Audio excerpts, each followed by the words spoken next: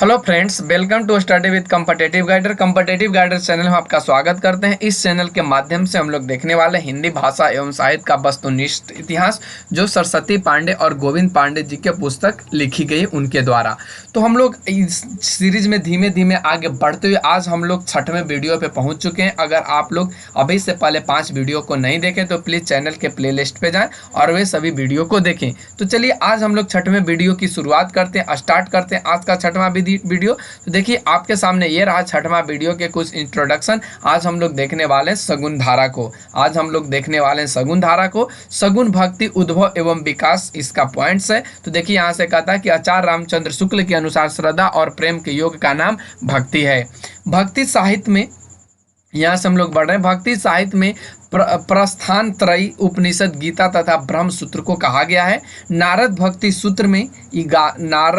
सूत्र में भक्ति के 11 भेद माने गए हैं, जो इस प्रकार हैं। नंबर 1 में दिया है गुण महामात्स्य शक्ति, नंबर 2 में दिया है रूपा शक्ति, नंबर 3 में दिया पूजा शक्ति, नंबर 4 में स्मरण शक्ति, नंबर 5 दास्य शक्ति, ऑप्शन 6 में दिया है सांख्य शक्ति, 7 में दिया है कांता शक्ति, 8 में दिया वात्सल्य शक्ति, 9 में दिया है आत्मनिवेदन शक्ति और 10 में दिया है तन्मयता शक्ति और 11वां जो है उसका नाम है परम विरह शक्ति। तो ये सभी सूत्र दिए गए नारद भक्ति सूत्र में।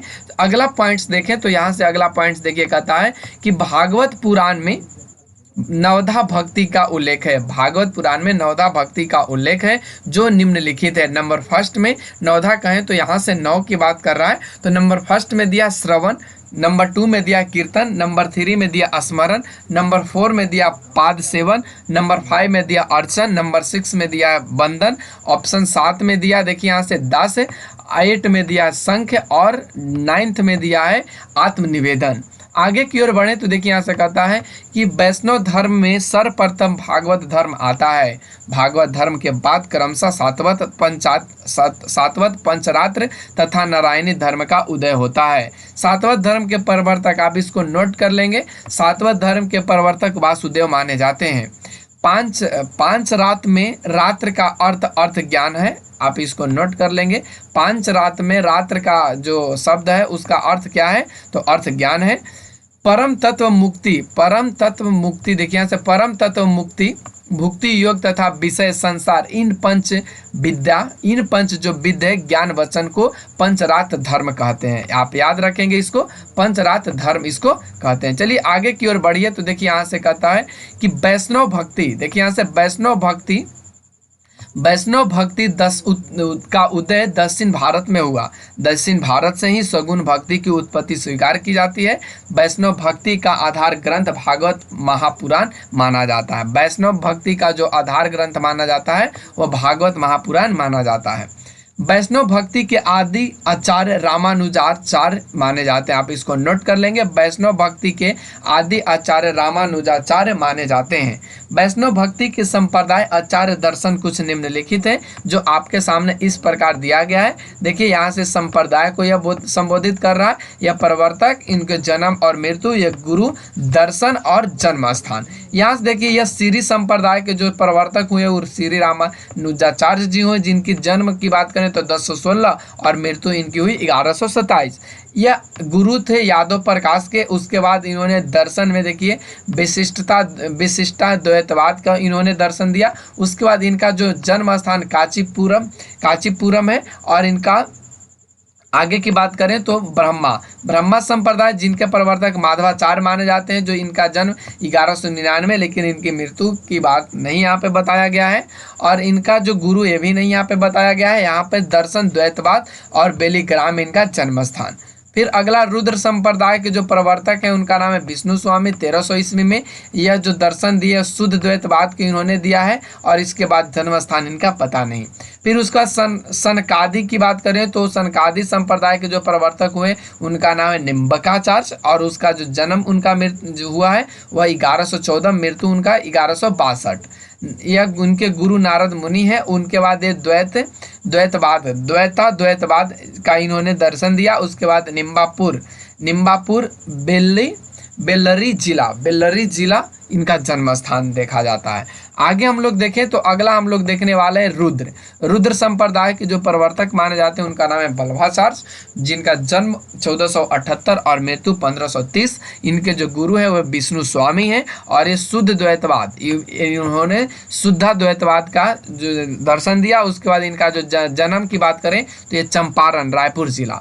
तो यहाँ से आपने इसको डिटेल से देख लिया। वैष्णव भक्ति के संप्रदाय आचार्य दर्शन निम्नलिखित हैं।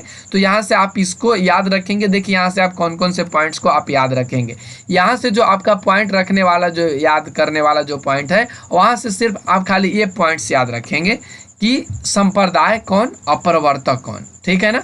और अगर ज़्यादा कुछ याद रखें तो ज़्यादा यहाँ से दर्शन को याद रखें, दर्शन को याद रखें। बाकी यहाँ से और कुछ पूछा नहीं जाता है, तो ध्यान रखें इस बात को, ध्यान रखें इस बात को। चलिए अगले पॉइंट्स की ओर बढ़िए। तो यहाँ से कहता है कि रुद्र संप्रदाय के आदि प्रवर्तक विष्णु स्वामी है, किंतु कई विद्वान इसका प्रवर्तक बल्लभाचार्य को मानते हैं। जो आदि संप्रदाय, जो रुद्र संप्रदाय के आदि प्रवर्तक के रूप में देखे जाते हैं वह विष्णु स्वामी को देखे जाते हैं, किंतु इनका जो कई ऐसे विद्वान हैं जो प्रवर्तक इनको बल्लभाचार्य का रुद्र संप्रदाय के मानते हैं।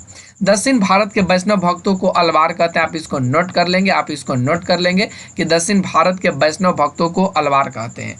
अलवारों ने कृष्ण और राम दोनों की आराधना की, याद रखेंगे, अलवारों ने कृष्ण और राम दोनों की आराधना की। अलवारों का संबंध दक्षिण भारत के केरल प्रांत से, इनकी संख्या 12 है। इनकी संख्या कितनी है? 12। इनका जो संबंध रहा है वह केरल के प्रांत से रहा है, जिसके बारे में आप डिटेल्स यहाँ से देख सकते हैं। मयोग अलवार सरोंगिनी, यहाँ से आप इसको देख लेंगे। इसका अगर PDF आप चाहते हैं तो आप टेलीग्राम से जुड़कर लोड कर सकते हैं, डाउनलोड कर सकते हैं। आगे की बात करें तो यहाँ से कहता है अलवार संतों में सर्वाधिक, देखिए यह आपको याद करने वाली पॉइंट से, इसको आप नोट कर लेंगे। अलवार संतों में सर्वाधिक लोकप्रिय षटकोप थे। इन्होंने निम्न पुस्तकों की रचना की। षटकोप की निम्न पुस्तकों की रचना इस प्रकार उन्होंने की। तिरुवा या मेली, देखिए यहाँ से फिर सेकंड में लिखा तिरुवितरुतम, फिर उसके बाद 3 में इन्होंने लिखा तिरुवर्ग सरियम, तथा नंबर 4 में लिखा इन्होंने पेरिया तिरुवंदादी, और 5 में इन्होंने लिखा सहस्त्र गीति इन्हीं की है। यानी कुल टोटल इन्होंने 5 पुस्तकों की रचना की।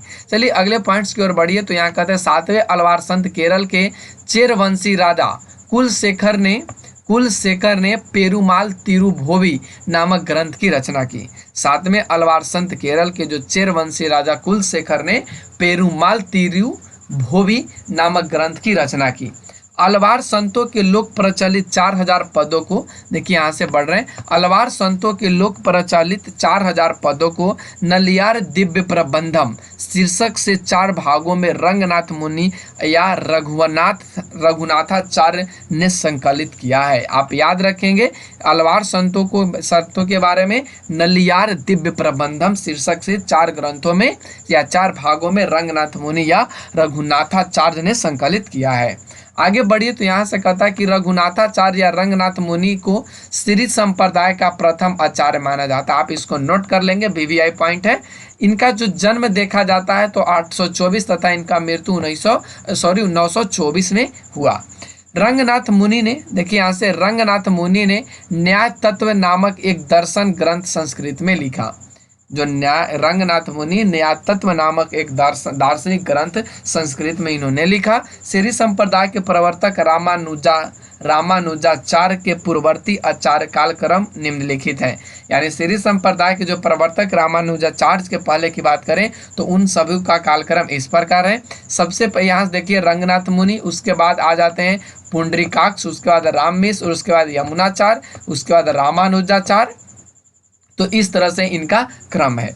आगे की ओर बढ़िए। तो यहाँ से कहता है श्री संप्रदाय के चतुर्थ आचार्य यमुनाचार्य 916 से 1040 ईस्वी में सिद्धत्रय आगम परमाणय गीतार्थ संग्रह आदि दार्शनिक ग्रंथों की रचना की। आप ये सभी को नोट कर लेंगे। सिद्धत्रय किनकी है? तो यहाँ से ऐसे क्वेश्चन बन जाएंगे, तो याद रखना है श्री संप्रदाय के चतुर्थ आचार्य यमुनाचार्य जी के हैं। आगे की ओर बढ़े। तो यहाँ से कहता है कि श्री संप्रदाय में राम को अयोध्या आराध्या माना जाता है। देखिए यहाँ से श्री संप्रदाय में राम को क्या माना जाता है? आराध्य माना जाता है, तथा ब्रह्मा रुद्र एवं सनकादि में कृष्ण को आराध्या स्वीकार किया गया है। याद रखेंगे, जो ब्रह्मा संप्रदाय है, रुद्र संप्रदाय और सनकादि जो संप्रदाय है उसमें कृष्ण को आराध्य स्वीकार किया जाता है। चलिए अगले पॉइंट्स की ओर बढ़िए। तो यहाँ से कहता है अहिंसावाद और प्रपत्तिवाद। अहिंसावाद और प्रपत्तिवाद वैष्णव संप्रदाय के वैशिष्ट हैं। याद रखेंगे, वैष्णव संप्रदाय के वैशिष्ट हैं। प्रपत्तिवाद को शरणागति भी कहा जाता है। वैष्णव संप्रदाय के प्रपत्ति या शरणागति के 6 अंग माने गए हैं जो निम्न है। नंबर फर्स्ट में दिया गया है अनुकूल का संकल्प, ऑप्शन नंबर 2 में दिया गया है प्रतिकूल का त्याग, 3 में दिया गया रक्षा का विश्वास, 4 में दिया गया गोत्रित्व त्वरण, 5 में दिया गया आत्मनिक्षेप और 6 में दिया गया कारणपर्यता। तो यहाँ से आपने देख लिया कि 6 इनके अंग माने गए हैं। चलिए आगे के पॉइंट्स पे बढ़िए। तो देखिए यहाँ से कहता है कि शंकराचार्य का जन्म 8वीं सदी के आसपास केरल में हुआ। ये सब पॉइंट्स को नोट नहीं करें तो बेस्ट है, क्योंकि ये सब पूछे नहीं जाते हैं। जो पूछे जाएंगे उनके बारे में हम अवश्य बोलेंगे। शंकराचार्य ने अद्वैत, यहाँ से आप इसको नोट कर लेंगे, शंकराचार्य ने अद्वैत वेदांत की स्थापना की तथा प्रस्थानत्रयी का भाष्य किया। शंकराचार्य ने गुरु का नाम गोविंद योगी था। शंकराचार्य के जो गुरु थे उनका नाम क्या था? उनका गुरु जो थे उनका नाम था गोविंद योगी था। शंकराचार्य ने अस्मार्थ संप्रदाय का प्रवर्तन किया जो पंचदेवोपासना पर आधारित है। याद रखेंगे, पंचदेवोपासना पर आधारित है। अगला है कुछ विद्वान शंकराचार्य के प्रच्छन्न बौद्ध भी कहते हैं। कुछ ऐसे भी हैं विद्वान जो शंकराचार्य को प्रच्छन्न बौद्ध भी कहते हैं, क्योंकि इनके गुरु के गुरु गौड़पाद बौद्ध थे। गुरु के गुरु गौड़पाद बौद्ध थे। दक्षिण में से भक्तों को नयनार कहा जाता है। इनकी संख्या 63 बताई जाती है। याद रखेंगे इसको, शैव को नयनार कहा जाता है दक्षिण में। आगे की ओर बढ़े तो दक्षिण के अलवार संतों की भाषा तमिल है। दक्षिण में जो अलवार संत है उनकी भाषा तमिल है। अलवारों में प्रसिद्ध एकमात्र महिला, आप इसको नोट कर लेंगे, अलवारों में प्रसिद्ध एकमात्र महिला अंदाल गोदा को दक्षिण का मीरा कहा जाता है। याद रखेंगे, दक्षिण का मीरा किसे कहा जाता है? एक महिला अंदाल है जिसको गोदा भी कहा जाता है, दक्षिण का मीरा कहा जाता है। अब हम लोग देखने वाले शगुन धारा के राम भक्ति शाखा को। तो चलिए यहाँ से बढ़ते हैं। तो यहाँ दिखाई देता है कि अलवार भक्तों में षटकोप को राम भक्ति का प्रथम कवि माना जाता है। जी हाँ, याद रखेंगे, अलवार भक्तों के षटकोप को राम भक्ति का प्रथम कवि माना जाता है। इनकी जो पुस्तक है सहस्त्र गीत में राम की उपासना का उल्लेख है। इनके सहस्त्र जो गीत है हमने ऊपर बात कर रखा था। इन्होंने 5 पुस्तकों की रचना की थी, जिनमें सहस्त्र गीत एक उनमें से है जिसमें राम की उपासना का उल्लेख है। 7वें अलवार कुलशेखर भी राम के अनन्य भक्त थे। 7वें अलवार कुलशेखर भी राम के अनन्य भक्त थे। श्री संप्रदाय के आदि आचार्य रंगनाथ मुनि को राम भक्ति परंपरा का प्रथम आचार्य माना जाता है। याद रखेंगे, श्री संप्रदाय के जो प्रवर्तक हुए श्री रंगनाथ मुनि जी राम भक्ति परंपरा का प्रथम आचार्य माने जाते हैं। इसको आप याद रखेंगे, जो प्रथम है ना उस पर ज़्यादा थोड़ा सा ध्यान करके आप याद रखेंगे। श्री संप्रदाय में विष्णु और लक्ष्मी का उपासना मान्य है। श्री संप्रदाय में विष्णु और लक्ष्मी की जो उपासना है वह मान्य है। रामानुजाचार्य ने अद्वैत वेदांत का खंडन कर विशिष्ट द्वैतवाद की स्थापना की, जिसके अनुसार ब्रह्मा के ही अंश जगत के सारे प्राणी हैं। अलवार षटकोप में 5 पीढ़ी के पीछे रामानुजाचार्य हुए। रामानुजाचार्य को शेष या लक्ष्मण का अवतार माना जाता है। श्री संप्रदाय की प्रधान गद्दी तोताद्री में स्थापित है। याद रखेंगे, श्री संप्रदाय के प्रधान गद्दी तोताद्री में स्थापित है। रामानुजाचार्य की 14वीं या 15वीं शिष्य परंपरा की सुप्रसिद्ध स्वामी रामानंद हुए। हिंदी में राम काव्य के पुरस्कर्ता रामानंद माने जाते हैं। याद रखेंगे, हिंदी में राम काव्य के पुरस्कर्ता रामानंद माने जाते हैं।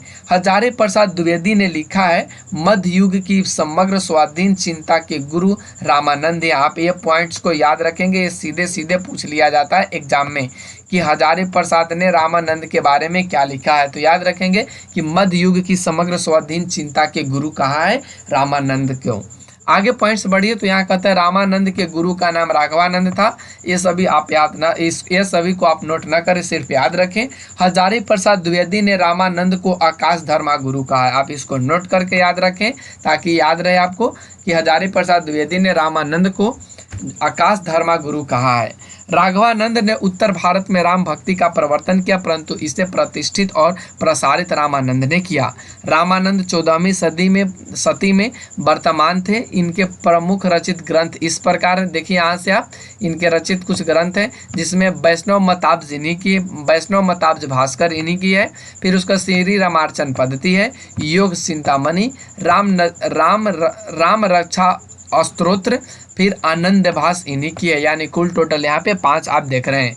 इनके कुछ काव्य पंक्ति इस प्रकार देखिए, आरती की जय हनुमान लला की, दुष्ट दलन रघुनाथ कला की, यहाँ से आप इनके देख सकते हैं। फिर उसके बाद यहाँ का कहाँ जइयो हो धरी लागो रंग, मेरी चंचल मन भयो अपंग। तो ये सभी इनकी कुछ जो रामानंद की हैं कुछ काव्य पंक्तियाँ हैं।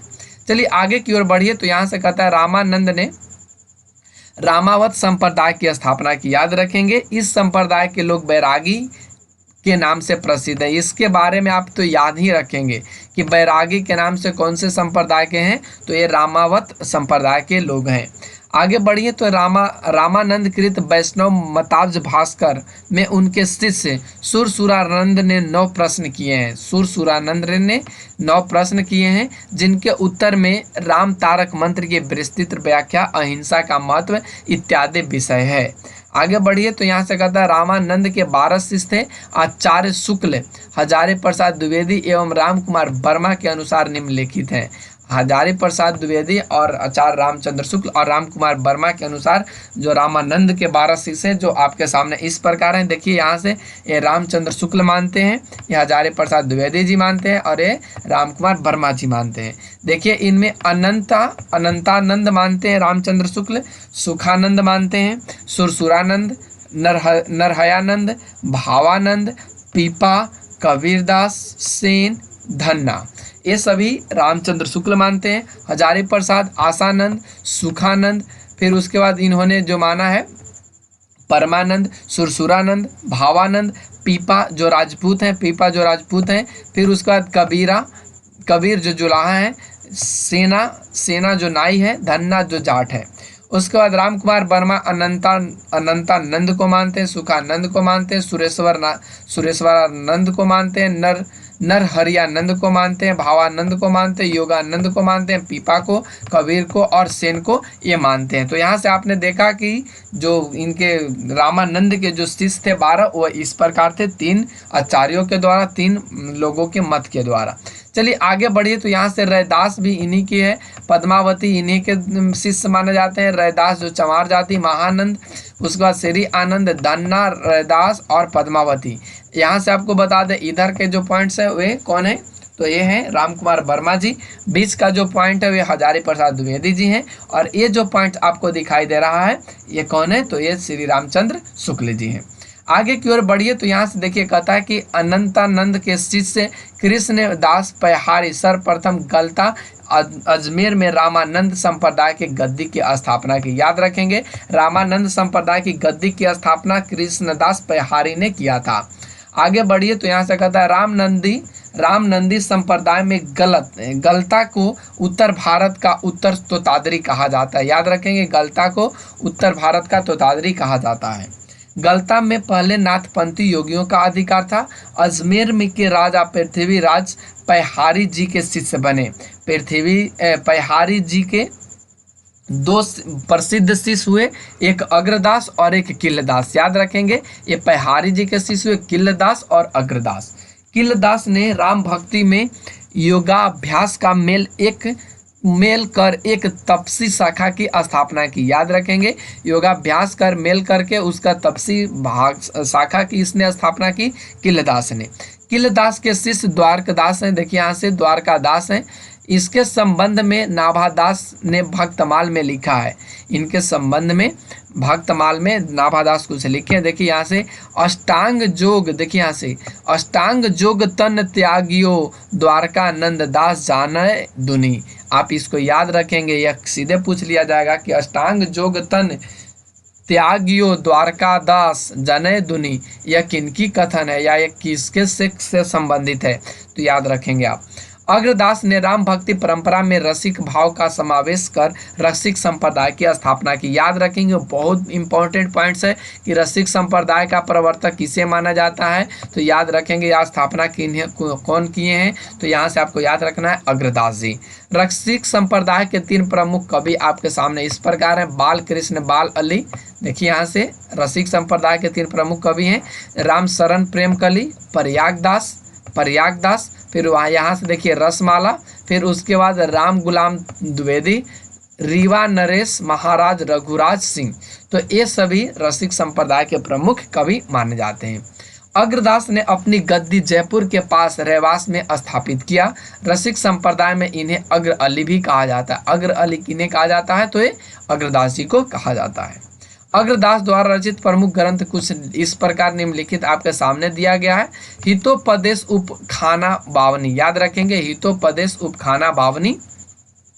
ध्यान मंजरी जो रसिकोपासना का सिद्धांत ग्रंथ है।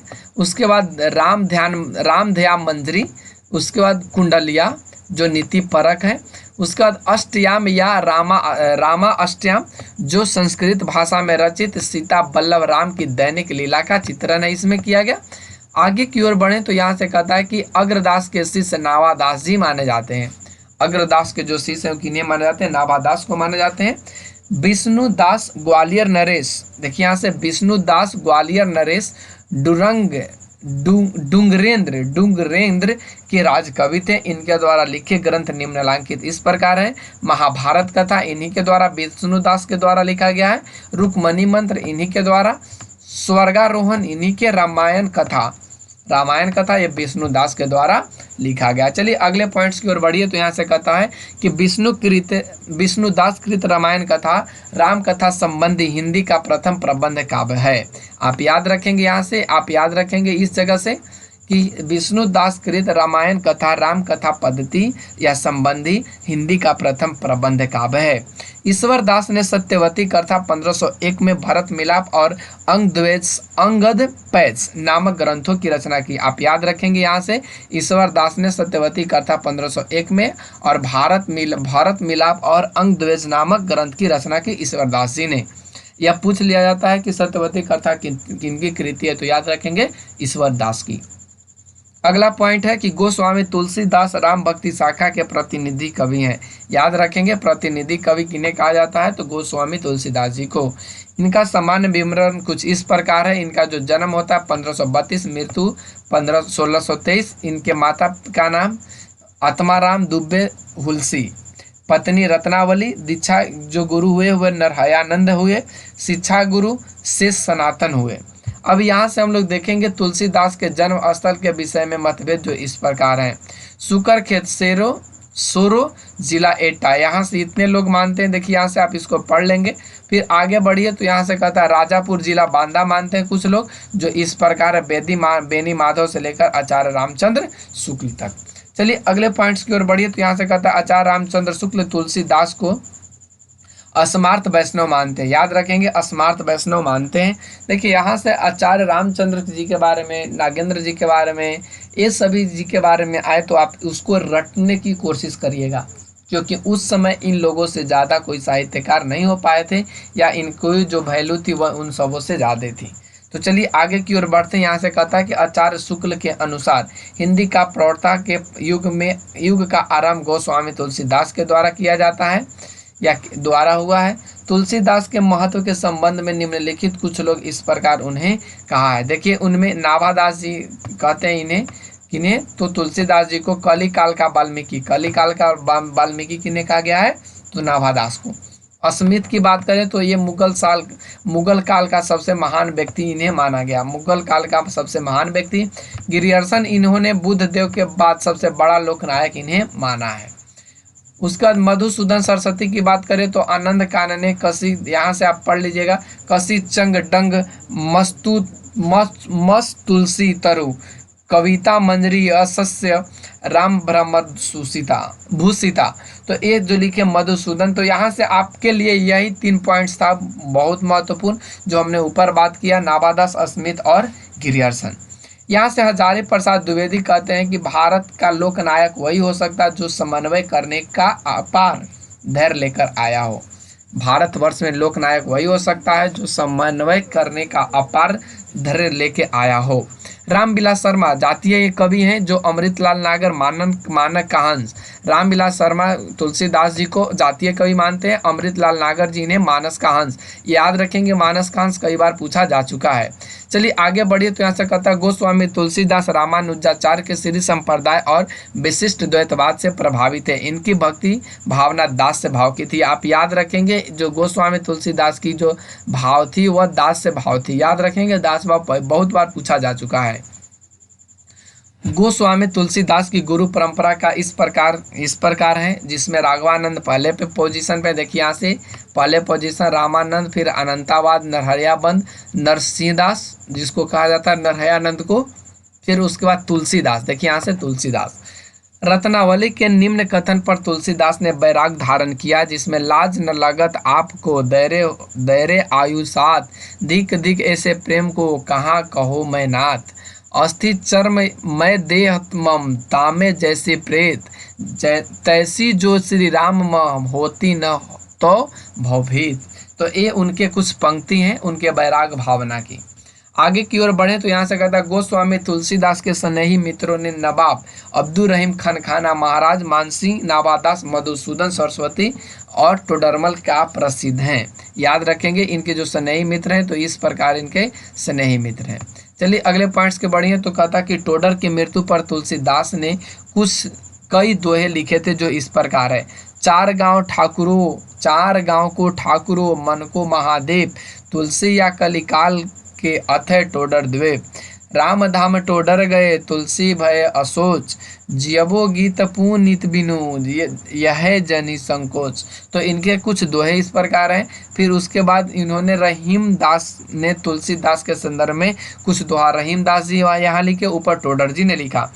सुरतिया नरतिया नागतिया सब चाहती अस्य होए, ये तुलसीदास से इन्होंने लिया। गोद लिए हुलसी फिरे तुलसी सो सूत होए, गोद लिए हुलसी फिरे तुलसी सो सूत होए, ये रहीमदास यहाँ से कहते हैं। तो चलिए अगले पॉइंट्स की ओर बढ़िए, तो यहाँ से देखिए कहता है गोस्वामी तुलसीकृत 12 ग्रंथों को ही प्रमाणिक माना जाता है। इनमें 5 बड़े और 7 छोटे ग्रंथ है। याद रखेंगे 5 बड़े और 7 छोटे ग्रंथ हैं इनके, गोस्वामी तुलसीदास जी के, जिसमें सबसे फर्स्ट देखिए यहाँ पे आपको दिखाया गया है बैराग संदीपनी जो 1626 से 27, राम आज्ञा प्रश्न, दोहावली रामायण जिसको कहते हैं वो 1627 से 28, रामलला नसु 1628 से 1629, जानकी मंगल 1629 से 1630, रामचरितमानस 1631, पार्वती मंगल 1643, कृष्ण गीतावली 1643 से 1660, गीतावली पदावली रामायण 1630 से 1670, विनय पत्रिका विनया नियमावली राम गीतावली 1631 से 1679, दोहावली 1626 से 1680, 12वें रामायण बरबा जो 1630 से 1680, कवितावली या कवितावली हनुमान बोधक या बाहुक समेत 1631 से 80 तक। तो यहाँ तक हम लोगों ने देखे, यहाँ तक हम लोगों ने देखे। चलिए अगले पॉइंट्स को यहाँ से हम लोग आगे बढ़ते हुए देखते हैं। देखिए यहाँ से कहता तुलसी की 5 लघु कृतियों बैराग संदीपनी, रामलला नसु, यहाँ से हम लोग बढ़ रहे हैं, रामलला नसु, जानकी मंगल, पार्वती मंगल और बैरे रामायण को पंचरत्न कहा गया। याद रखेंगे पंचरत्न कहा गया है। कृष्णदास मिश्र ने अपनी पुस्तक गौतम चंद्रिका में तुलसीदास की रचनाओं का अष्टांग योग का उल्लेख किया है। याद रखेंगे अष्टांग का उल्लेख किया है जो इस प्रकार 8 है।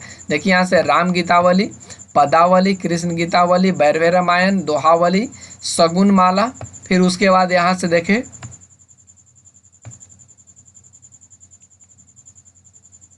कवितावली और सोहिलो मंगल, इन्हीं की है।